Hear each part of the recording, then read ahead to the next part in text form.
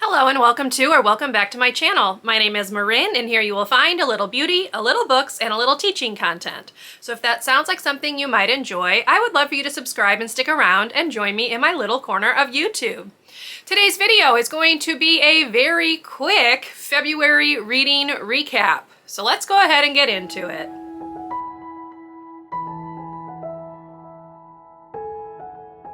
So in February, I kind of really took a step back from everything. I didn't do very much filming and I did not do very much reading. So this one's going to be very quick. And instead of just taking you through some reviews of ones that I hadn't talked about previously, I'm just going to go ahead and talk about all 5 of the books that I read because there's only 5 of them. Now, I will say I did vlog one of them, so that is linked down below and I will mention it again later on in the video, but I didn't really talk about any of the rest of these at all throughout the month of February because I really did not do any vlogging. Per the usual, I'm going to take you through the list of books from my least favorite to my favorite, and I will also give you some overall reading stats and things like that, and then I will also share the books that I picked up during the month of February to close out with a little book haul. So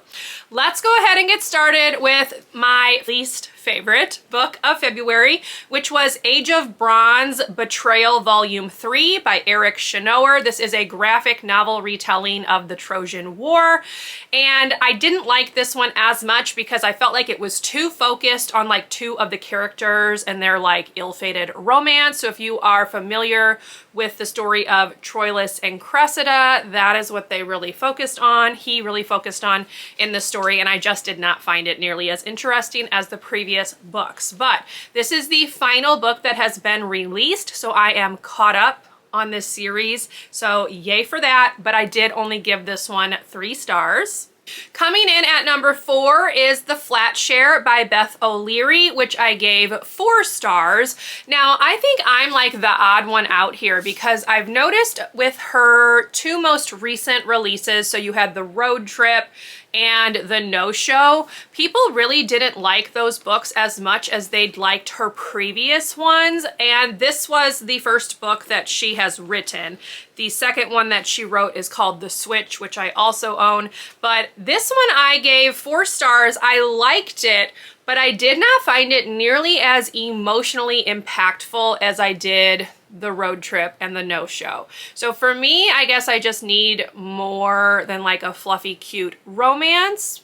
I don't know, but I really liked kind of the issues that were talked about in her 2 most recent books. So you had a conversation about grief, you had a conversation about sexual assault and mental health, and so I just felt like those 2 books were just a little bit more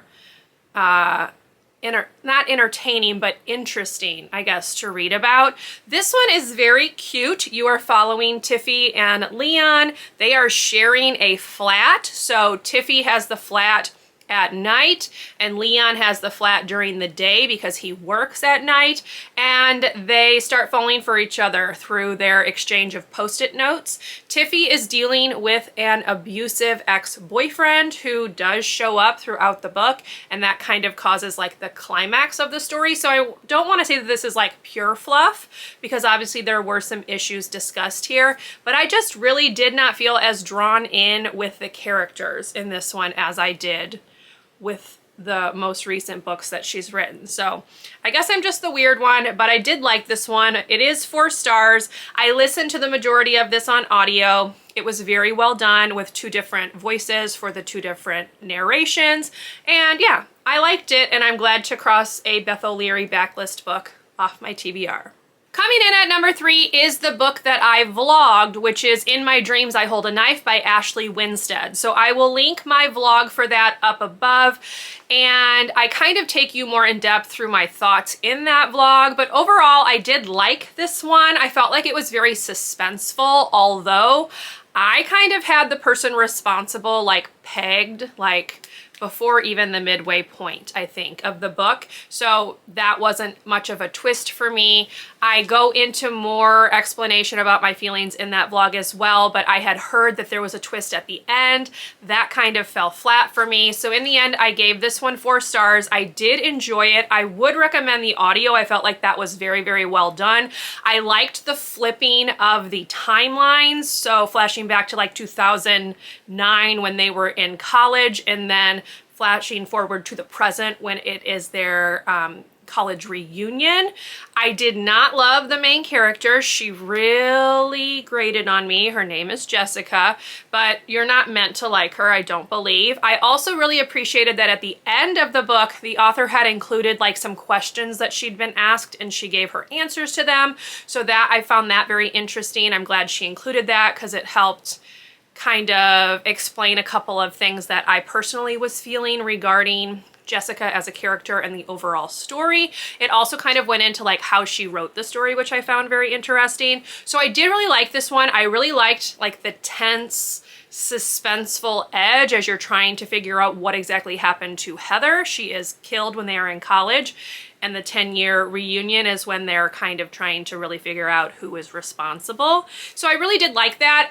I liked it a lot more than The It Girl by Ruth Ware, which I read last year, which I feel like was like the same type of story, but I felt like Ashley Winstead's writing was a lot tighter. Less lag time, less slow. I felt like The It Girl was very, very slow. The In My Dreams I Hold a Knife is not slow, so I did appreciate that, but ultimately it kind of still fell flat for me, especially at the end. I didn't really love the ending. So 4 stars for that one, but it was a book on my 23 and 2023 list, so it is officially crossed off. And then we're gonna get into my 2 5-star books for the month. So at number 2 is The Seven Husbands of Evelyn Hugo by Taylor Jenkins Reid.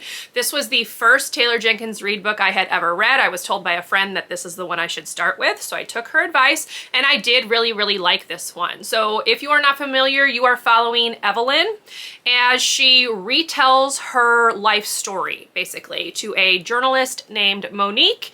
And there are some things that come out about Evelyn's life that most of the public is not aware of. Monique is being charged with writing Evelyn's biography, like telling her life story. And there is a reason that Monique is chosen that comes out at the end. That was definitely a twist I did not see coming. So I appreciated that twist. That kind of made me sit up and go, oh. I also liked the audio of this one a lot as well. You also had kind of some dual narrations for Evelyn's part of the story and then Monique's present day part of the story. I would class this as contemporary, but it also is historical because she is taking you back to like the 1940s when she first became a celebrity, Evelyn, I mean here, and you're just going through her life as she tells you her life story and kind of talks about exactly what was happening that the public was not aware of. So I found it very interesting.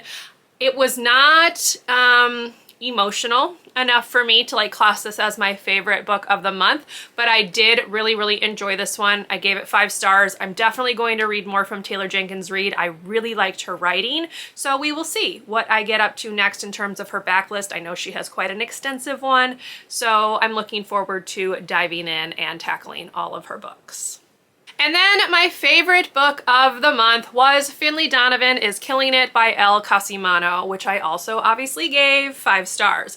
This one was just a romping good time with some emotional things like interspersed throughout, especially when Finlay is thinking about her children and the potential of losing them to her ex-husband and his new wife in a custody dispute. And it was completely ridiculous and over the top. You definitely have to suspend your sense of disbelief quite a bit, but I had a really good time with this. I really liked Finlay's narration. I loved the shenanigans that she was getting up to. It was just completely ridiculous, and I loved it. So I'm looking forward to reading book 2 in March and also book 3. Like, I'm hoping to finish the whole series out in March because it is on my 10 series to finish in 2023. So if I could cross off an entire series by March, that would be something very, very awesome. So yes, 5 stars, favorite book of the month. Okay, so that's it. That is like all of the books that I read. So now let's talk about just the overall reading stats, which aren't very good compared to January, but I am taking a very chill approach to reading this year, and I am okay with the fact that I only read 5 books. So total of 5 books for a total of 1,609 pages read.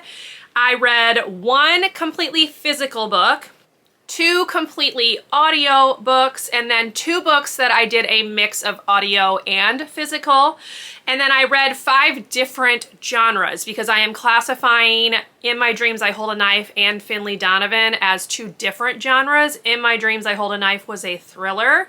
Finlay Donovan is very much a mystery. So I read 1 historical fiction, 1 contemporary, 1 thriller, 1 mystery, and 1 romance. So 5 different genres for the books read. I did finish 1 series in terms of what has been released, which was Age of Bronze, and I started 1 series with Finlay Donovan, but again, I am hoping to finish that in March, so hopefully that will not bite me in the rear end. I also read 2 more books off of my 23 in 2023 list, which I'll link up above if you would like to check that out. And that means I have read a total of 4 books off that list already. So I'm very, very pleased with the fact that I've been able to mix those into my TBRs each month, because I do not want to fall behind on that and wind up with a whole ton of them left to read at the end of the year, which is what has happened the last 2 years. So those are the overall stats, nothing too exciting because I did not read that much. But now let's go ahead and talk about my book haul for February. Now, I do want to preface this by saying I am technically on a no-buy book ban, whatever you want to call it. So all of the books that I received last month in February were through gift cards that I had received at Christmas. So I just want to throw that out there. I did not break my book no-buy because I did not spend my own personal money on these. I also did pick up 2 books from Book of the Month because I had 2 credits remaining from the previous billing cycle, and it did start over in February. So let's go ahead and dive into the pile of books because there's a pretty good number of them. But again, these were mostly bought via gift cards. So I did receive a gift card to Barnes & Noble from my aunt and uncle for Christmas. I had kind of hung on to it because I wasn't really sure exactly what I wanted to purchase, but all of the books that I'm going to talk about right now did come from Barnes & Noble. And I actually have another one that I pre-ordered with the gift card as well. So the first one that I picked up from Barnes & Noble was the 3rd and final book in the Magnus Chase and the Gods of Asgard series by Rick Riordan, which is called The Ship of the Dead. So I had read the first one back in 2021. This series is on my 10 series to finish in 2023. I had received the second book as a Christmas gift, and I went ahead and used the gift card to purchase the 3rd one so that I have all 3 of them. But I am going to be reading the rest of this series this year, so I wanted to go ahead and have the physical copies because I tend to collect the Rick Riordan books that I read. I have a whole section of my shelf devoted to his books. So I wanted to go ahead and pick these up. I really like how the spines look on this series. They're very, very colorful, and I just really enjoy having those on my shelf. So I did pick that one up. I also picked up Between the World and Me by Ta-Nehisi Coates. I think I said that right, which is quite a bit shorter than I was expecting. I thought this was longer, but this is a memoir where he's talking to his son just about the realities of being a Black person in America, and I am very much looking forward to reading this. This was the National Book Award winner, so yay for that. And yes, I picked this up because this has been on my TBR for a really long time, and I really wanted a physical copy that I could go through and highlight and make notes on and things like that. So I picked that one up as well. Then I picked up Ithaca by Claire North. This is a retelling of the story of Penelope, who is Odysseus's wife, and kind of her story and what she's up to while Odysseus is off fighting in the Trojan War. I've always loved the story of Odysseus. The Odyssey was one of my favorite things to read in the past, and this is her perspective on exactly what she's having to deal with while he's away. I have heard good things about Claire North's writing. I believe the pre-order that I picked up that's not here yet is also by her. I could be wrong because I have another one as well, but I'm pretty sure it's her newest book that's coming out. I'll put the cover right here because I am totally blanking on the name, y'all. But it is also mythology inspired, and I really love mythology retelling. So I picked that one up. And in that same vein, I also picked up Electra by Jennifer Saint. So this is another Greek mythology retelling. This one follows 3 women tangled in an ancient curse. So we have Clytemnestra, who is Agamemnon's wife. We have Princess Cassandra, who is the daughter of Priam, the Trojan king. And then we have Electra, who is Clytemnestra and Agamemnon's youngest daughter. So it's kind of telling their story a little bit, again, set during the Trojan War. Can you tell that that's like a favorite of mine? And I am very excited. I've heard very good things about Jennifer Saint's writing. I do not own Ariadne, so I would like to pick that up at some point. Not this year, unless I get a gift card, because I'm not buying books myself. But yes, I'm very excited to read this one. And I feel like that was a really nice mix of titles from Barnes & Noble. They also had like a sale going on when I picked these up, so a lot of their books were discounted, but I'm trying to put them in a stack. So there you go. So this was my Barnes & Noble haul along with that pre-order that I mentioned. And then I also had a gift card to Amazon. So I picked up 2 books that I had heard Meg from Meg with Books talk about. The first one was The Silence of the Girls by Pat Barker. This is, again, set during the Trojan War. She read this one, didn't like it as much, but like the things she didn't like about it aren't things that typically bother me. So I picked this one up because she said the writing was very good. So I'm looking forward to reading that. And I also went ahead and picked up the sequel, which is The Women of Troy. So again, this one is focused on, I believe, the Greek women, and then this one is obviously focused on the Trojan women. So I'm looking forward to reading both of these at some point. Hopefully I can get to them this year. We will see, because I have quite the list of books that I would like to read, books that I already owned. So now I'm adding 2 more to it, but that was my little Amazon haul. And then the last 2 books are Book of the Month books. So I did pick up Mame by Jessica George. This was my actual Book of the Month pick. And then I did an add-on for The Last Tale of the Flower Bride by Roshani Chokshi, which I believe is her adult debut. So this one's fantasy. This one is contemporary with like some historical type things. Both of these sounded really, really good. I have never read a book by Roshani Chokshi, so this will be the first book I've read by her.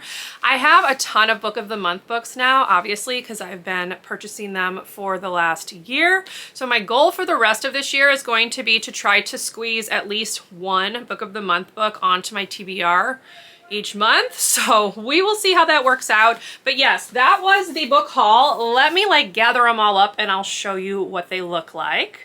Okay, so here they are. Here are the books that I picked up in February. And again, the only ones that I physically paid for myself were the Book of the Month books, because that was like my one thing that I was allowing myself to purchase in 2023 was my Book of the Month book. So that brings us to the end of my February reading recap. Hopefully you enjoyed this video. If you did, please leave me a thumbs up. Consider subscribing to my channel if you would like to see more from me, and I will see you in my next video. Bye everyone.